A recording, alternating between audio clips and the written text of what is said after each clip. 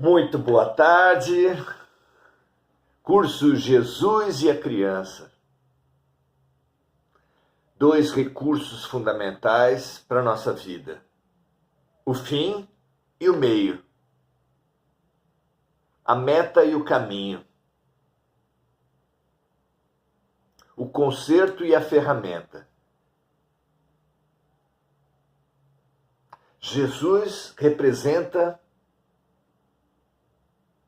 a unidade com Deus, a unidade com o próximo, a unidade em nós mesmos. Meu Pai e eu somos um. É um mantra. Meu Pai e eu somos um.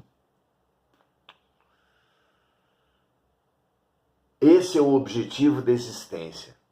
Mas, para sermos um com o Pai, precisamos ser um conosco mesmo. Estamos fragmentados. Estamos rachados, partidos. E o que parte a alma humana, o que nos separa de nós mesmos, solidão fundamental da alma, é a não aceitação. Nós teimamos em não aceitar as nossas sombras. Ora, o que pode aprender o aluno que se julga completo? Nada. Por isso Sócrates falou: só sei que nada sei, é a base de toda a filosofia. Do que pode se curar o doente que não se acha doente? Nada. O primeiro passo dos Alcoólicos Anônimos é dizer, admitir, reconhecer: eu sou doente. Quando os pais de uma criança especial reconhecem a doença, atingem o diagnóstico, abre-se a cura, abre-se a transformação. O alcoólatra, quando fala eu sou um viciado, abre-se a transformação.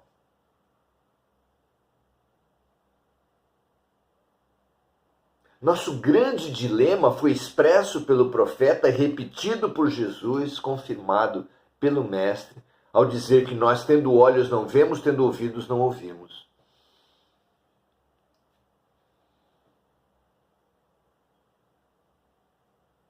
O que estreita o nosso campo de visão é o egoísmo.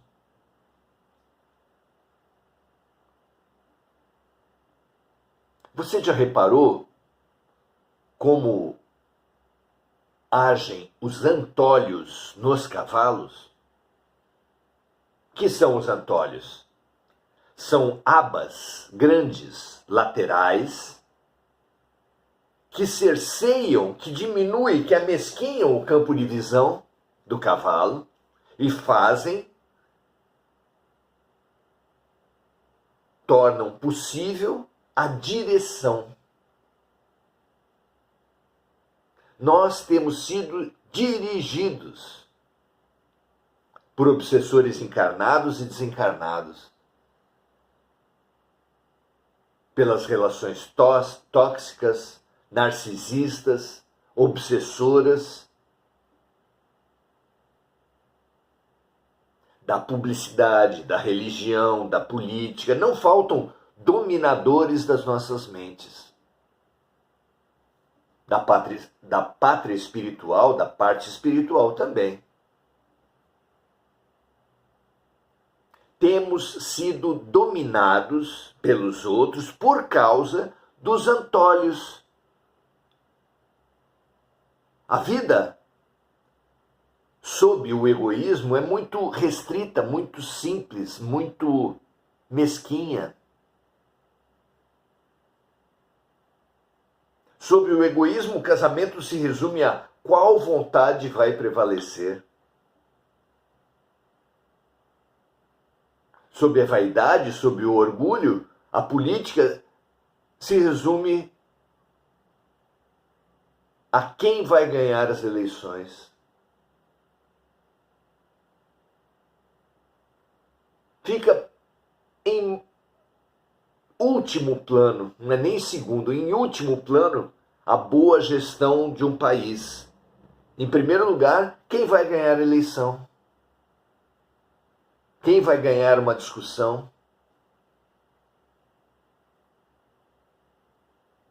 Quando um comerciante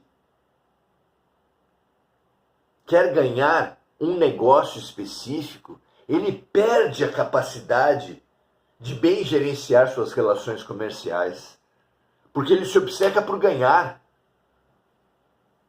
A vitória ilusória do ego é uma mentira à qual nós nos escravizamos voluntariamente. Ampliar a visão, tirar os antolhos, é o caminho para amarmos amplamente como Jesus nos amou.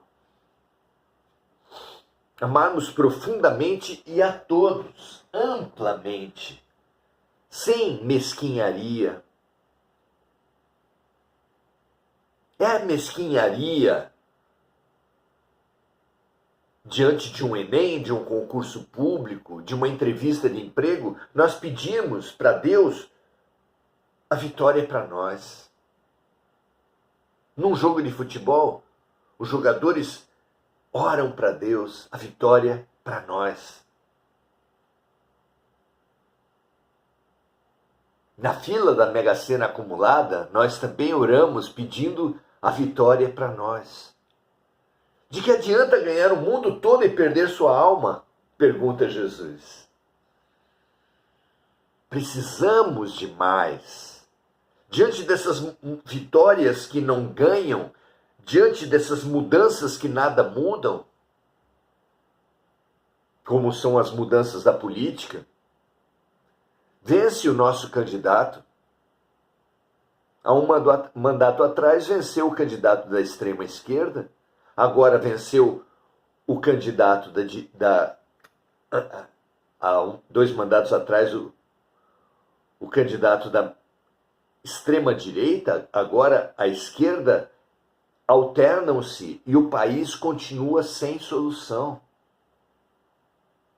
Quem tem ganho? Pergunte-se.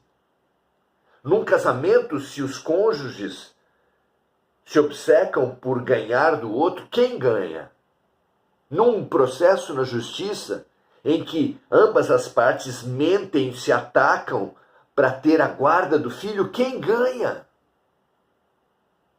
Machado de Assis ironizou, dizendo ao vencedor as batatas. As vitórias do mundo não nos têm levado a nada. Quem ganha a guerra? Israel e Palestina, Rússia e Ucrânia.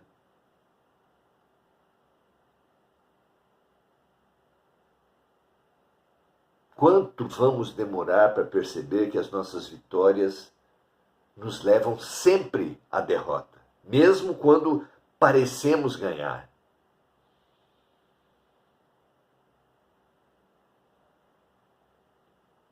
Num duelo, você pode ser assassinado ou assassino. Qual é a vitória?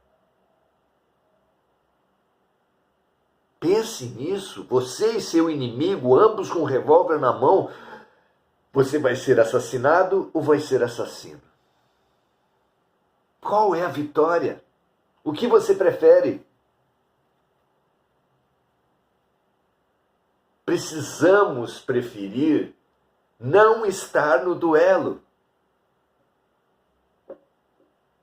Não estar no ódio, não estar na polarização. Não é?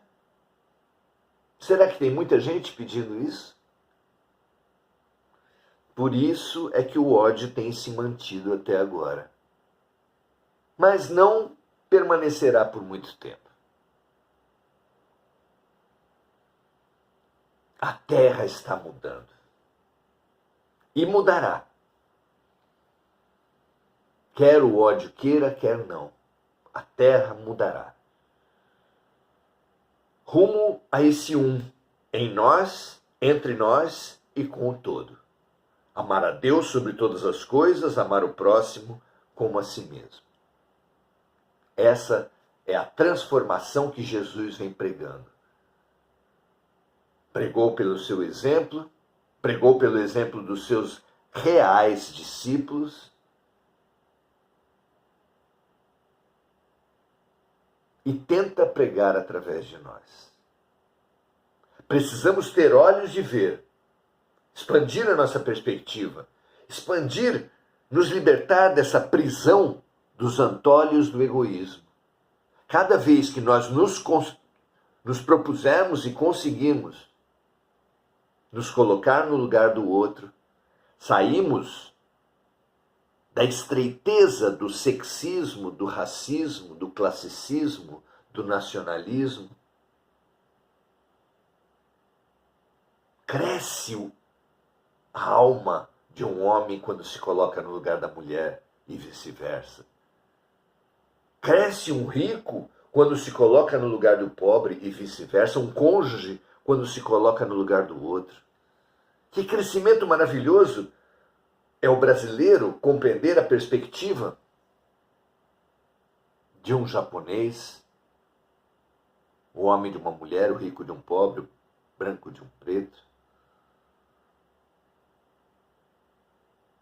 O membro de uma profissão se abrir ao ponto de vista do outro, de uma religião.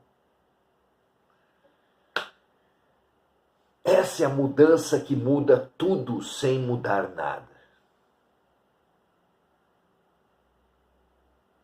Expandirmos o olhar, ampliarmos a perspectiva.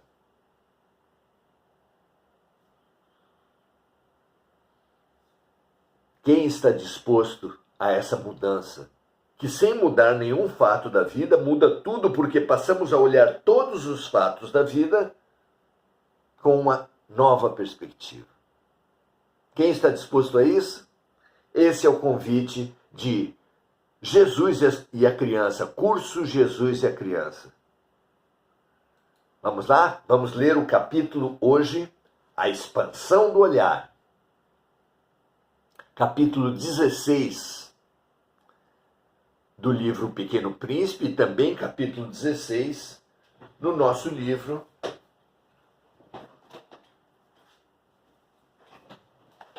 Entre o Pequeno e o Grande Príncipe.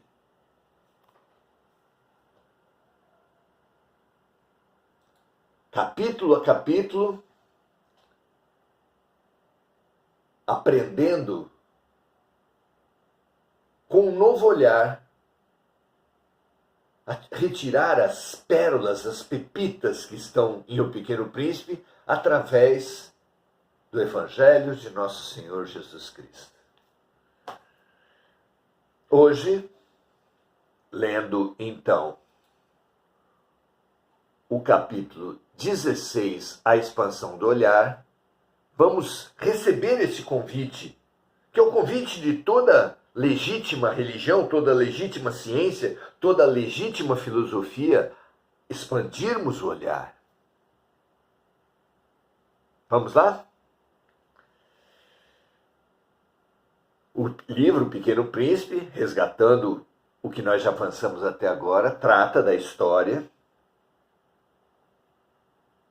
no caso de Antoine, de um aviador que acolheu a sua criança interior, a sua criança ferida, e acolhendo a sua criança ferida, se habilitou a criança exterior e conheceu o Pequeno Príncipe.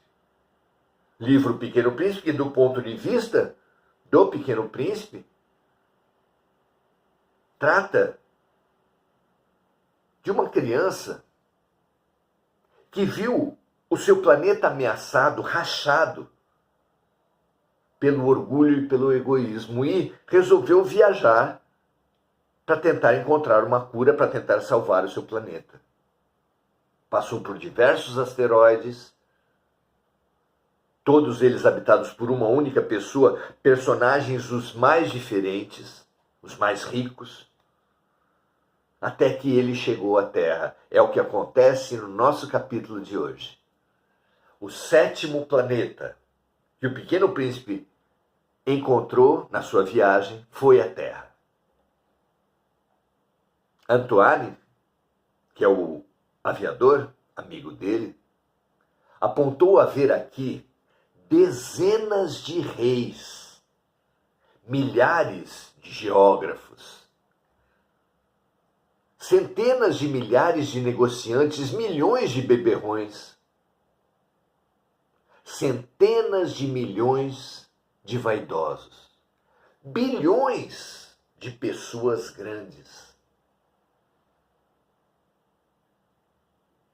São os personagens, os arquétipos,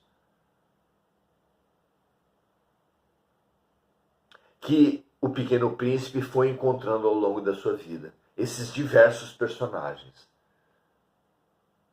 Aqui na Terra, segundo Antoine, há uma multiplicidade de cada um desses personagens.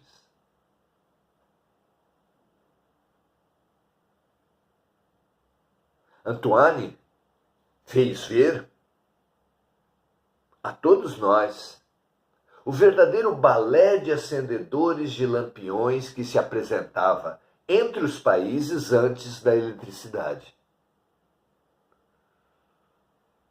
O girar do planeta, parte dele alcançando a luz, parte dele alcançando a sombra, produzia um balé de acendedores de lampião. As regiões que são banhadas pela luz do sol, apagam.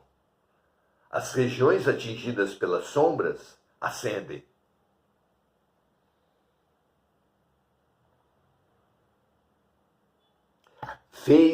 Antoine fez ver o verdadeiro balé de acendedores de lampiões que se apresentava entre os países antes da eletricidade, conforme a chegada da noite em cada um. Disse que os acendedores do Polo Norte e do Polo Sul levavam vida ociosa e descuidada, que trabalhavam às vezes 2 vezes apenas durante o ano. Fascinante a perspectiva maior para essa multidão que vive acendendo e apagando suas luzes. Nós, oscilando entre euforias e depressões, que é a gangorra, a montanha-russa que caracteriza os vícios. Quando o viciado atende o seu vício, ele vive a euforia. Quando ele vive a síndrome de abstinência, a ressaca que se segue ao vício se ele for alcoólatra, mas também ao vício do drogadito, ao vício do sexólatra, do chocólatra, do viciado em comida, que exulta quando está comendo, mas logo depois já se deprime. Todo viciado vive essa gangorra. Acendendo e apagando suas luzes.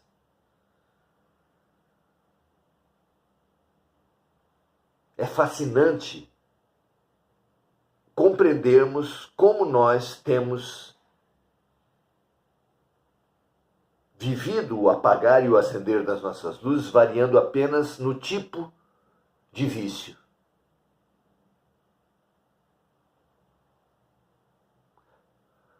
Havendo tantos que não olham nem por onde pisam.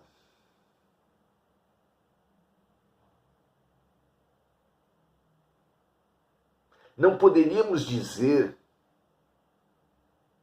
que em nosso planeta há muitos que, como os habitantes dos asteroides, vivem em mundos pequenos, com interesses restritos, autocondenados por suas crenças limitantes e vidas limitadas.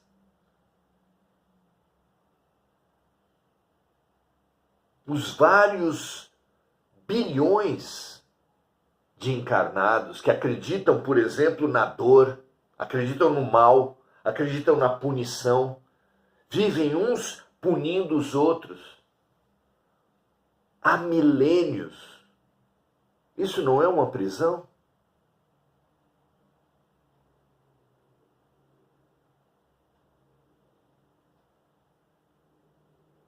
Não poderíamos dizer que em nosso planeta há muitos que, como os habitantes dos asteroides, vivem em mundos pequenos, com interesses restritos, autocondenados por suas crenças limitantes e vidas limitadas?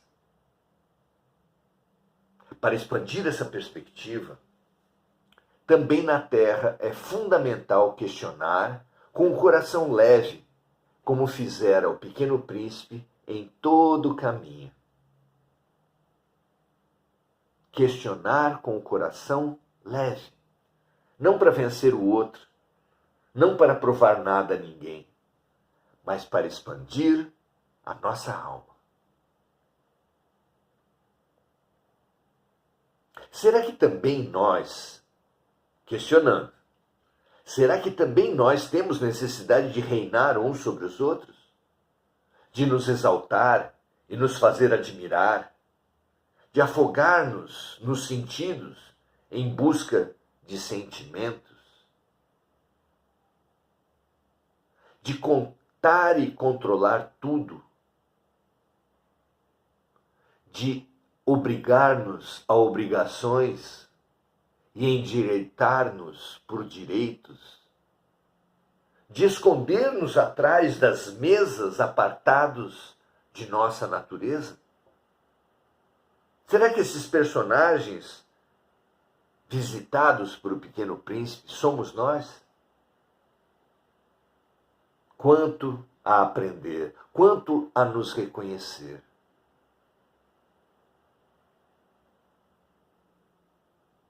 Vivemos todos numa sala de espelho, diziam os grandes sábios maias. Mas que adianta ter uma casa cheia de espelhos, como é a nossa vida, se nós não olhamos para eles? Se quando olhamos não refletimos? Se quando refletimos e vemos as feias imagens, atacamos as feias imagens sem perceber que as feias imagens são de nós mesmos? Somente quem olha os espelhos, reflete e se vê, se candidata a se melhorar, a se arrumar. Não é assim? A psicologia atesta: o outro é o espelho para o eu. A lei da atração estabelece: todos que vêm para a vida de todos são mecanismos de aprendizado e de cura. Todos. Mas é preciso ter olhos de ver, ter mente de refletir, ter coração de empatizar para nos transformar. Que olhos diferentes essa perspectiva nos dá, não é? A doença passa a ser uma oportunidade de cura. É completamente o oposto. O inimigo passa a ser uma oportunidade de libertação pelo perdão.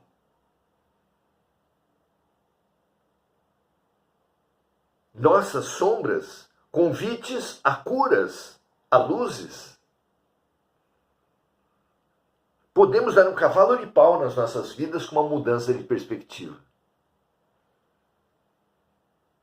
Termino o nosso capítulo dizendo isso. Quando compramos óculos novos, Você já passou por essa experiência, minha amiga, meu amigo? Passamos a ver sujeira nas casas, notas de rodapé nos livros, rugas no rosto. Não é assim? O que acontecerá quando conquistarmos um olhar amplo e profundo sobre nós, sobre os outros, sobre a vida em suas múltiplas dimensões?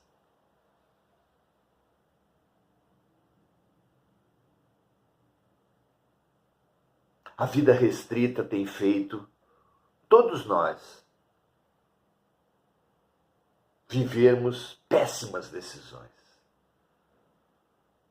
É a visão restrita que faz uma pessoa trocar vida por prazeres imediatos, por vitórias mesquinhas,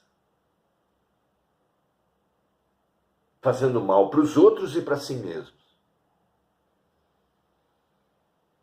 Por quanto tempo continuaremos nessa mesquinharia, nessa violência, nessa restrição extrema?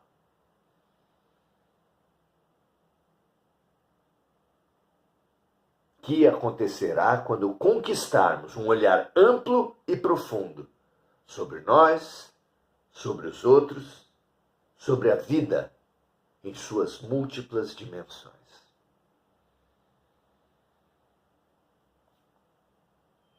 Quem está disposto a tentar, a buscar essa expansão, a buscar essa libertação? Tem alguém aí? Temos uma chave, eu, você, todos nós, de mudarmos tudo sem mudar nada. Apenas por nos colocarmos num outro ponto de vista. O inimigo é uma pessoa a quem nós prejudicamos e a quem temos sido prejudicados há muitas vidas. E que agora Deus nos traz como oportunidade de libertação, de expansão, de superação desse círculo de vinganças mútuas.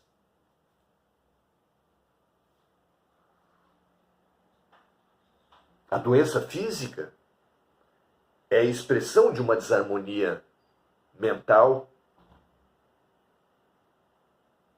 correndo atrás da nossa doença física, nos curamos da nossa desarmonia mental. Por exemplo, uma pessoa que viveu no passado um desprezo pela paternidade e pela maternidade, seja pelo aborto, pela negligência dos filhos, pela violência aos filhos, pode sim vir nessa vida com dificuldades de fertilidade, dificuldades de gerar filhos. E correndo atrás da geração de filhos, ou mesmo da adoção, sabe a decisão,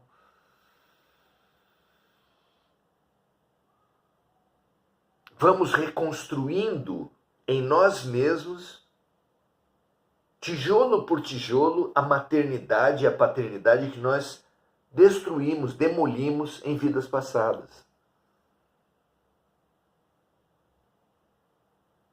Os sentidos, a inteligência, uma capacidade que viemos à Terra diminuídos nela, são para valorizar,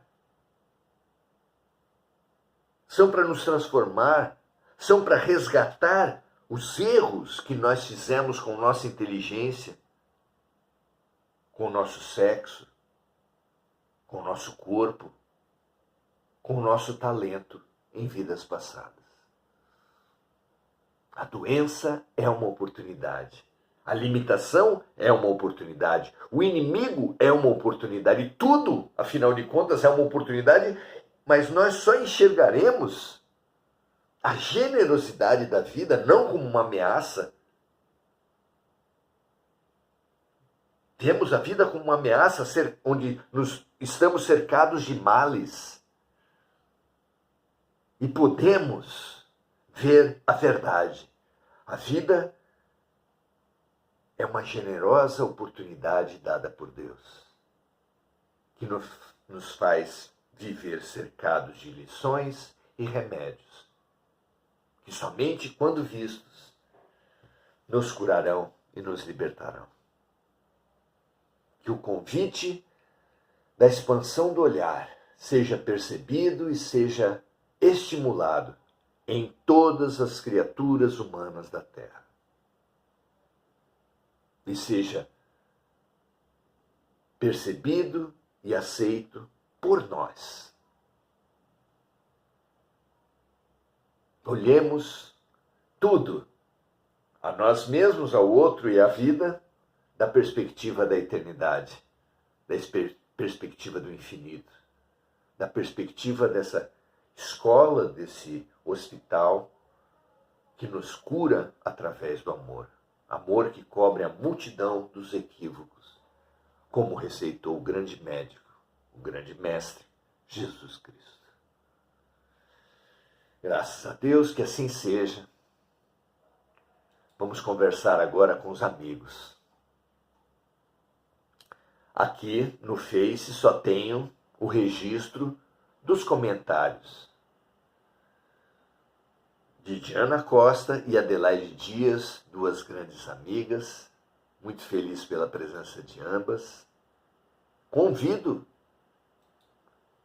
a todos os amigos e amigas, simbolizadas aqui pelas duas colegas de estudo, a compartilhar, a refletir sobre esse material, a aceitar o convite e compartilhar. Espalhem, na certeza de que fica sempre um pouco de perfume nas mãos que oferecem.